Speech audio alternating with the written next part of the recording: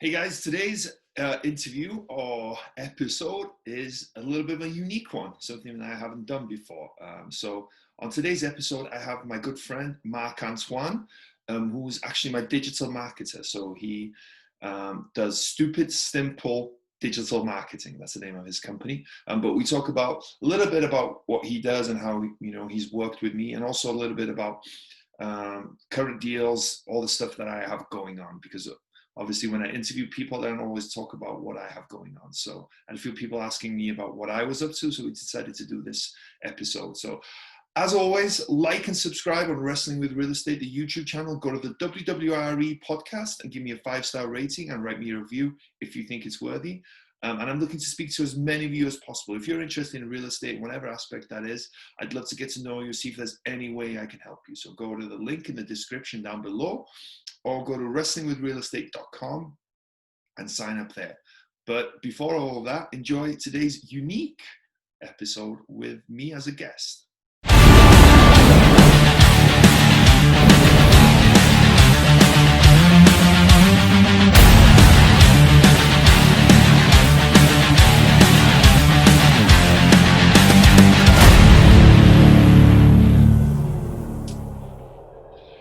Hello and welcome to Wrestling with Real Estate, where we look to chokeslam all your real estate problems. I'm your host, former WWE wrestler and now Cirque du Soleil performer, and of course, multifamily real estate investor, Barri Griffiths. Now we have a very special edition, a little bit of a unique edition of Wrestling with Real Estate today, something we haven't done before.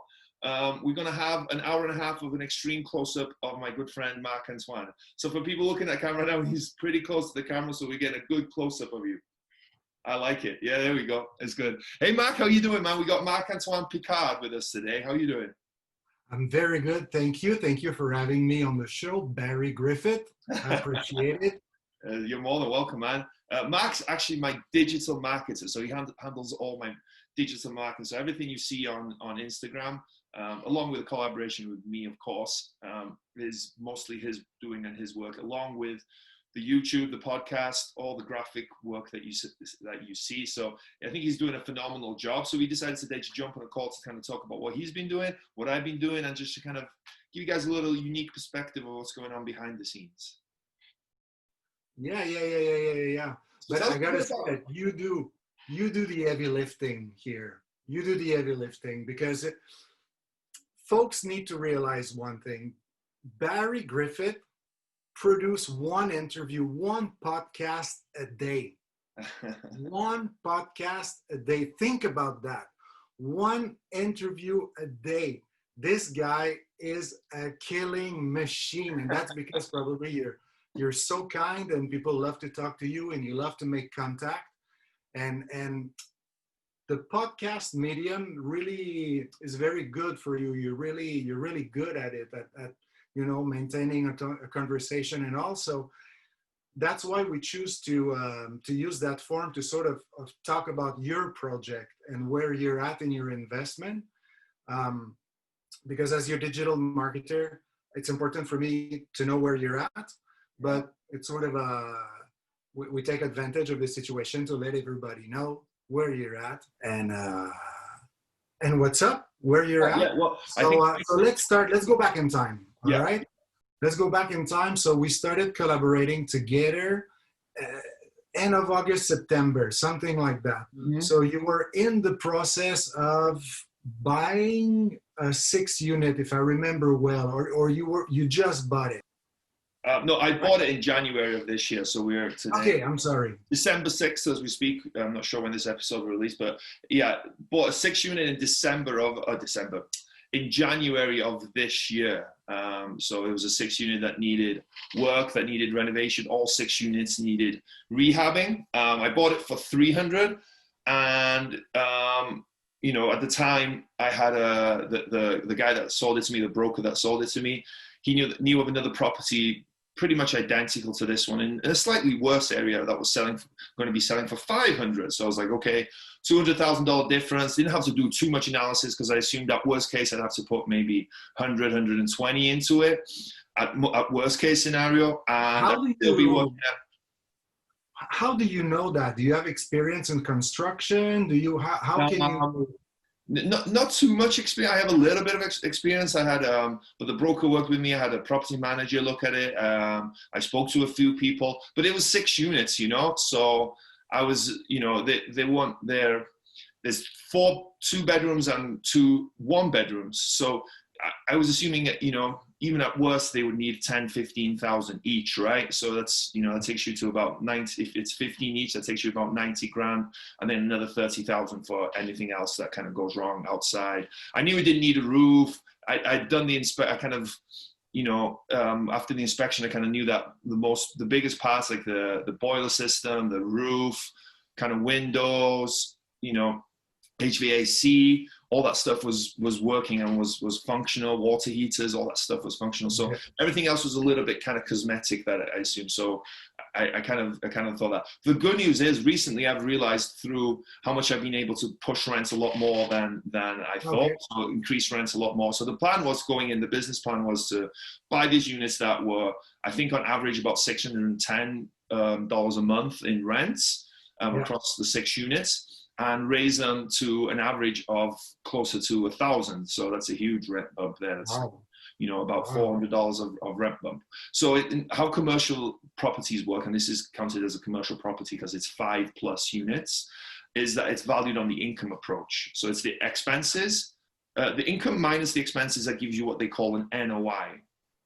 This is just a high level explanation of it. And that NOI then gives you the value of the property to some extent. It's divided by what they call a cap rate, a capitalization rate. That's a whole nother subject that we can get into another day, but just the high level of it, that's how it works. So if you're able to increase the rents and keep the expenses the same, well, you increase the value of the property because you increase that net operating income, that NOI that they talk about. So that was the business plan going in. And I've actually been able to raise rents a lot more than I thought, lower expenses a little bit. So now I'm hoping that it's going to be valued anywhere between 650 and 700. So it's turning into a bit of a home run. To be honest. So that property is to eventually sell it. The sooner the better, and then do what they call a 1031. So 1031 is it can also be called a like-kind exchange, where you're able to exchange a property for another investment property, and you can defer the taxes. You don't avoid paying the taxes, you defer the taxes. So roll that money into another bigger deal.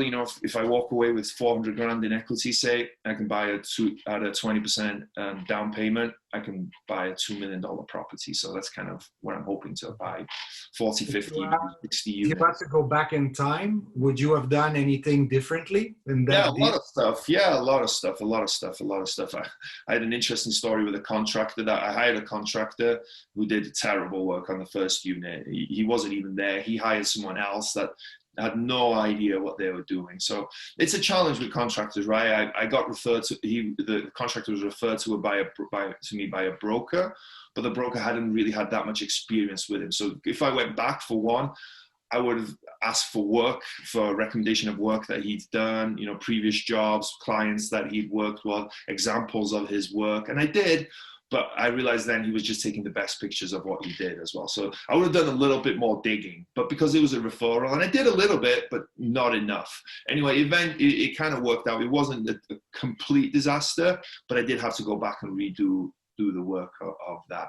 And there was I wanted to put washers and dryers in all the units because it's an area where it's going to attract young professionals. So you imagine that they want washer and dryers in the unit. So when discussing with my property manager where to put them, we talked about putting them somewhere, and I didn't realize fully where he was doing it, and I just kind of let him do it a little bit. Not his fault, completely mine. I completely take the blame for that. But I would have dove into it a little bit deeper again. I would have been, hey, where exactly is this going? How exactly is this going to work? Whereas he said, hey, this is going to go there. It's cool. It's blah, blah, blah. I was like, okay, cool. Go ahead. Let's do it. So just little things like that. But there's always learning experience with that. But now it's going well. And we renovated 4 out of the 6 units. We're starting this week, the 5th unit. And then hopefully start of 2021, we'll have the 6th unit fixed up and rented and sell that on for a pretty big gain. So that's the goal with that one. Yeah, and now are you alone in that deal, or Yeah, it's just me in this one. Yeah, just me in this Okay. one. Yeah. It was a smaller deal, so kind of So helped get my feet wet. Be a lot of learning experiences for sure. if we also at the beginning of our collaboration, you were saying that your main goal with the WWRE podcast, which by the way, you guys should go follow, hit the bell button, make a comment, give us a 5-star review.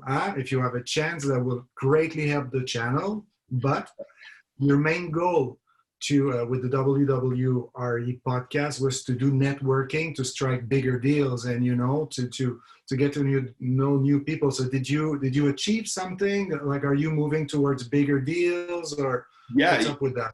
Yeah, so the podcast being phenomenal. Yeah, I had a lot of goals with the podcast, to learn, meet good people, possibly partner up with people on other deals. And it's been all of that. It's been really, really, really great. And I would recommend anyone do a podcast. And just go back quickly on there. When you say, if people can like and subscribe, we don't say that just for ego's sake. Right? I don't ask for likes and 5-star ratings for ego. It helps boost the show, get the show out there to more ears so we can spread the great word about real estate. And it also helps eventually to get better guests as well. When people look to come on the show, they kind of look at those things. So if you guys can do that, we would greatly appreciate it. It's not an egotistical thing on my end. No, absolutely not. It's about creating a community of real estate investor or investor in general and taking care of that community by bringing value to them. So if we ask the people to do those actions, is to play a little bit with the algorithm so we can expand a little bit. It's not an ego thing, absolutely not. It's to add value to the channel, and we add value to the people. Social media is about giving. And you're giving one podcast a day. One podcast a day. I work with people, they have a hard time pulling off one podcast a month. One podcast a day. Anyway, we were talking about bigger deals.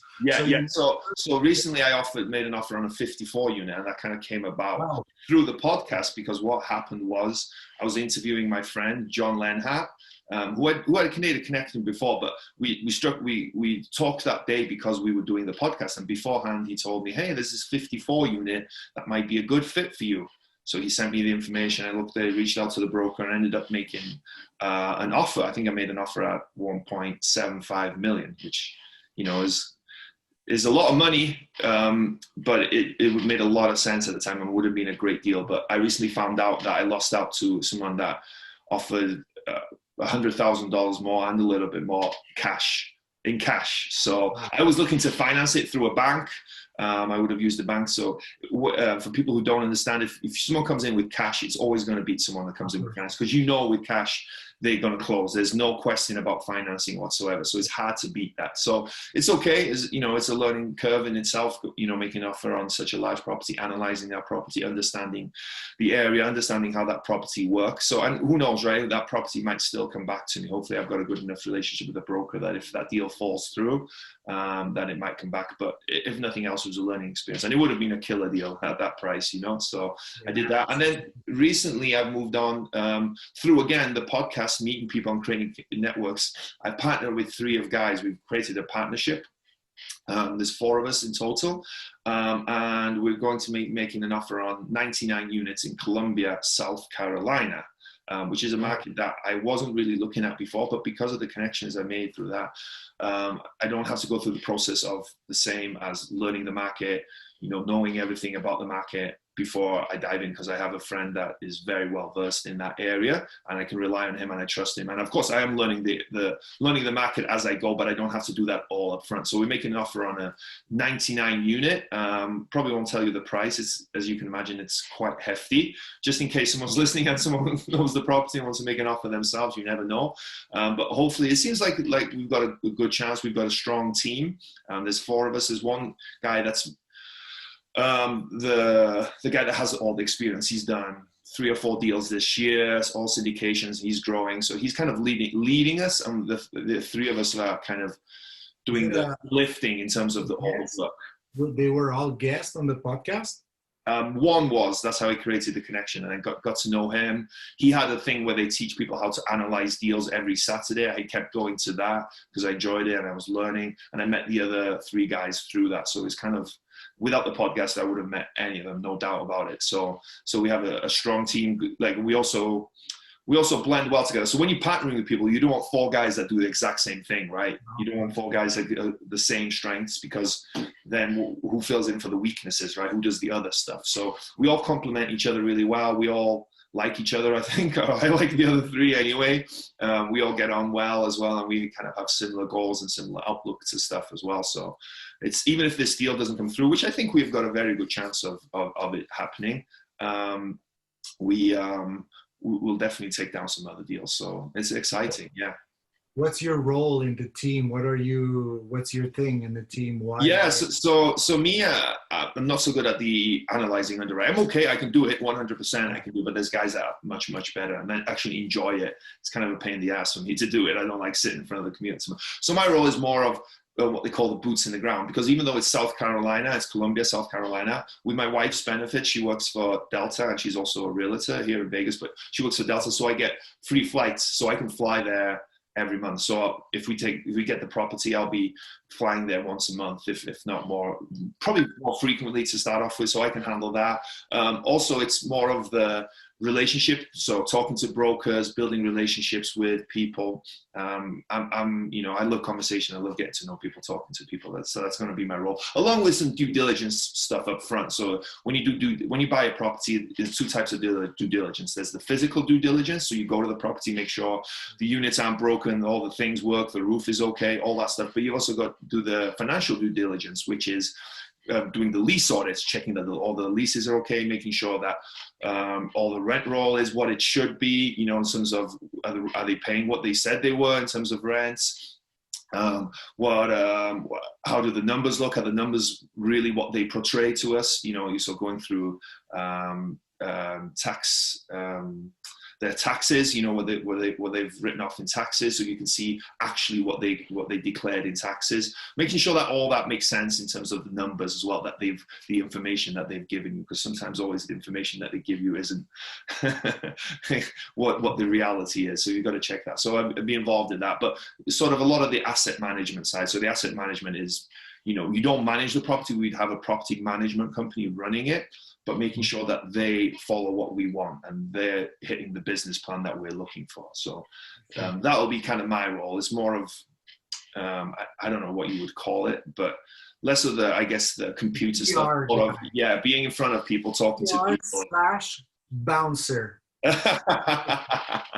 Yeah, maybe that's my role. So that's what I've got going on. I've got also, interestingly, I've got a flip going on as well. But so through the podcast again, I met someone. So it's in Dayton, Ohio, which is just above Cincinnati. It's about 45 minutes to an hour.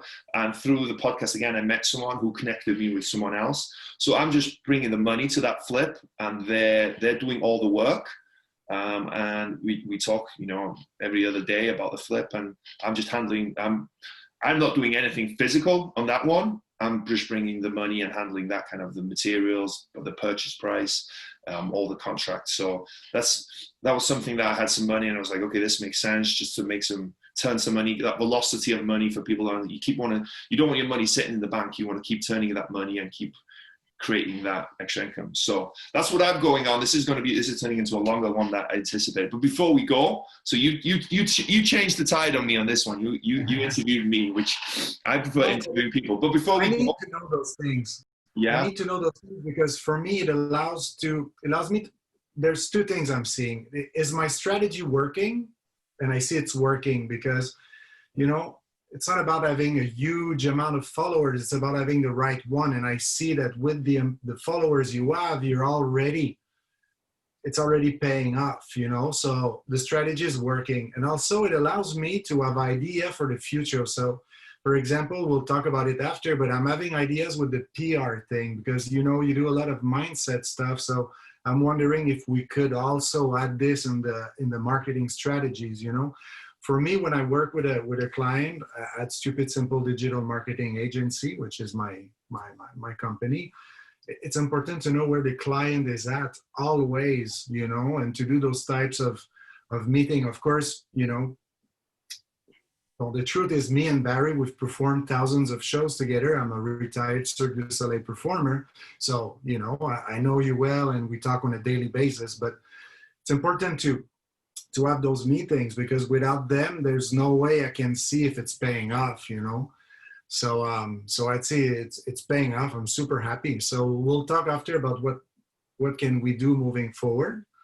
But I think, man, you're doing a wonderful, wonderful job. You've improved so much since the first podcast. I don't know if you remember the first podcast where you weren't that sure about yourself, and you were talking to the camera, and you didn't have that feeling of certainty. We worked on that, and now, man, you're onto something very cool, and I'm very happy to be part of it.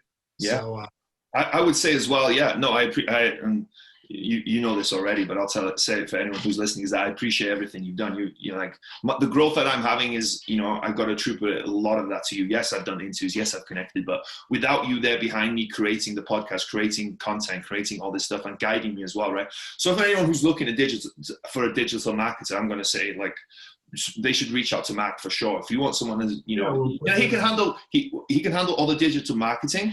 But I'm giving you a big plug, and because it's genuinely, honestly true, is that he helps as well with, if you're in front of the camera, right, which we all need to be these days, right? When you're creating content, because social media is so huge and it's so important for whatever aspect of real estate success that you're looking for. He's been also guided me a lot, right? Because he's an acting coach as well. He's been in acting all his life, right? He's been in theater and everything like that. So he's able to really look at it outside of not just a digital marketer, which is awesome that he's really good at, but also in terms of saying, hey, look at the camera a little bit, this, talk a lot, you're talking a little quick in this one, you're saying this, try this, do this, and all that stuff is like, I'm sure if you guys went back and watched my first few videos, you'll see that arc, right, that improvement that I've had, and that's, purely down to Marc, I think, helping me and guiding me. So I think anyone who's looking for a digital marketer, they should consider Stupid Simple digital marketing, because not only do they get the digital marketing that they get with everyone else, right, that you're really good at, but also they get that guidance in terms of, hey, this would make a cool video, try this when you say that, when you talk, do this, because he doesn't just do the print and repeat process that a lot of digital marketers do, and that's great, that works for a lot of people. He takes each individual case, and he's obviously taken me, right, as my wrestling background, my Cirque du Soleil background, all that, and incorporated and understanding who I am as a person as well, and kind of built that all into my digital marketing. So anyone who's interested, where can they find out about you? Where can they reach you? Where can they reach out to one-on-one? We'll put the link in the caption, but www.stupidsimpledigitalmarketing.com. If not, on Instagram, Stupid Simple Tool. We'll put that in the description. We'll put links all over the place. So cool. I'm very happy. Thank you for the plug, by the way, Barry. Yeah. And yeah, I'm about growth, man. I'm about growth. When that's why I do what I do, because I see you grow and I grow. That's it. Not money wise. As a human being, as a professional, you improve your skills and all, and that is really my motivation to help others achieve their goals. That's meaningful for me. So cool. We're onto something very, very good. So before we go, go comment, like, go on comment something, give us the rating, like a nice little rating, if you think it's worth it, of course, because I think it's worth it. That would help the whole project. And we have a ton of interview, great interview that will be coming this week, actually. I'm looking forward to it. And yeah. Yeah, and tell us what you think. Tell us what you think. Did you like this episode between me and Marc? Would you like us to do this once a week, once a month, every single day? let us know. Huh? Let's do something. We could do some sort of an episode like that every week, every other week, and give some little digital marketing tips for the people that are trying to do it on their own. You know what I mean? We could like go a little deeper into digital marketing and do, we could do that. Let's do it. Everyone will benefit for that. Okay. Could add value to your crowd for sure, because everybody's struggling in front of the camera. Everybody's having those, what type of content should I post? Is that worth it? Is that not worth it? Am I interesting enough? Which hashtag should I use? How do you set up a podcast? All those things, we could talk about that. So I don't know. Yeah, I think that will bring a lot of value to people, right? The word value, like they say. So cool. Marc-Antoine Picard, thank you so much, man. I appreciate everything you do. And go check out Stupid Simple Tool. Marketing.com. Okay, yeah, I messed it up. But it'll be everywhere. You guys won't be able to miss it.